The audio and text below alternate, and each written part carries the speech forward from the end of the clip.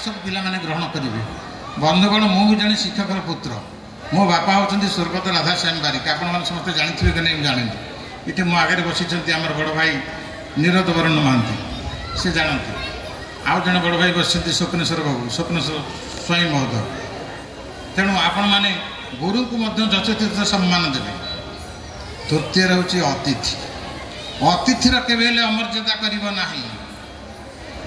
गुरु सभार जिते अतिथिर अमर्यादा हो गला जिते महामानी दुर्योधन कहीदेला बांधी पका गौड़ टोका को से दुर्योधनर हस्तिनापुर ध्वंस विध्वस्त होगला।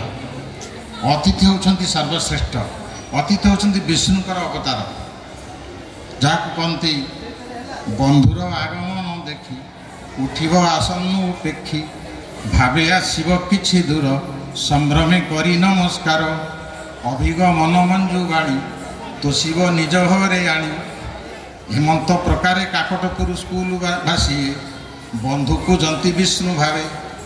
तेणु से बंधु को विष्णु भाव में पूजा कर आम जो प्रवेश कलु से आमको हुलहुली पकई फूल पकई एवं चंदन दे धूप दीपर आमको संखोली ये हूँ बंधुतार चरम निदर्शन अतिथिर चरम निदर्शन।